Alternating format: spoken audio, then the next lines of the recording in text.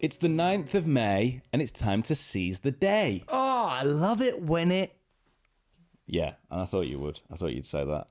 But listen, I need to tell you about seize today, succeed tomorrow. Wow. And it's actually Seneca. I like to know why you did that. I like you at the minute. Thanks, mate. Say it again. I like you at the minute. Thank you. You're my best friend.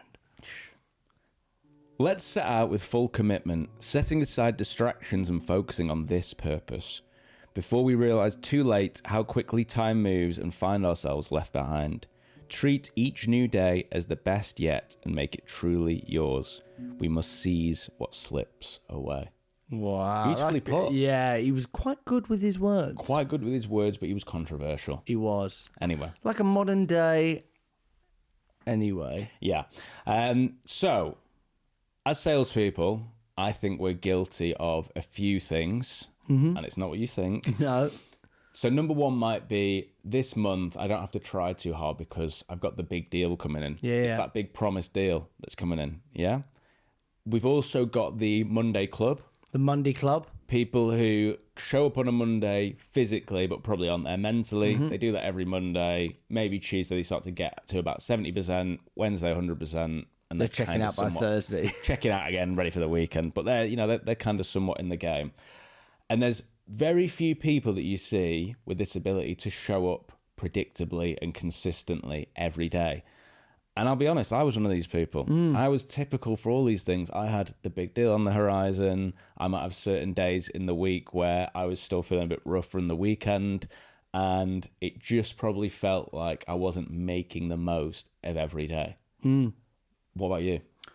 Been there, done it, like, yeah, got the t-shirt at home, all of the things. It's a case of like asking yourself the question, am I present? Am I here?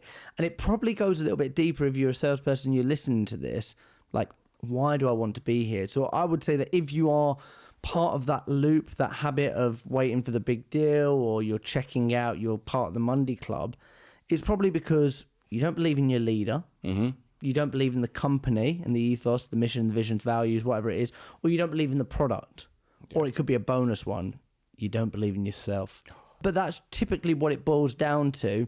And it's probably, we should probably talk about it, and I'll relate it to Stoicism. We are men that in our 20s, we enjoyed a tipple or two, didn't we? We certainly did, young man. Guilty. And we are both now sober. But the Stoics used to talk about doing things in moderation. Okay, so everything in moderation. And maybe they would say, but they would look at people that would drink pure wine as madmen, because the Stoics would water down their wine and be like, no, you were allowed to have like a little tipple now and then, have it with a nice risotto, but actually you shouldn't be getting sloshed. So it's a case of, if you're part of these habits, or you feel that, it's probably worth talking about like salespeople that feel the need to drink because that's what they think their role is.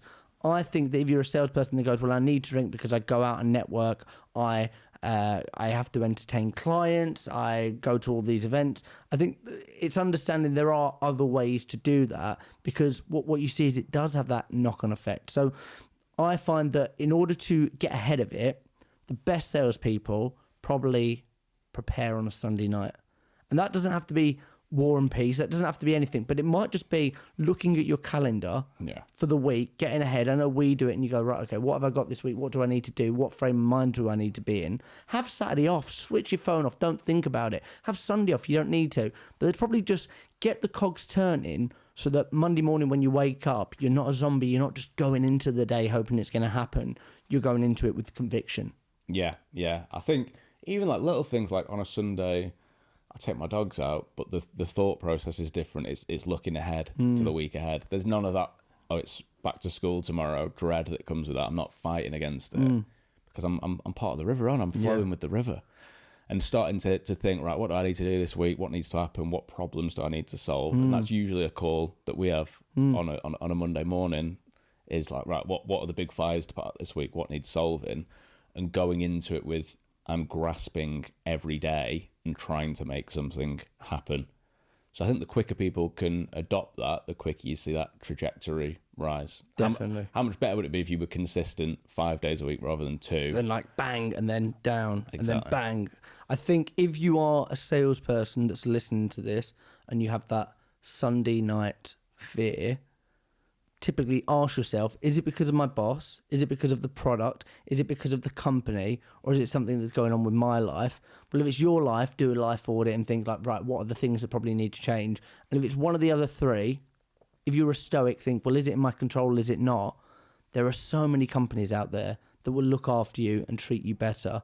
You don't need to stay in a job that's not good for you. I've been Jack Frimpson. I've been Zach Thompson. Remember, you will die. Keep me company.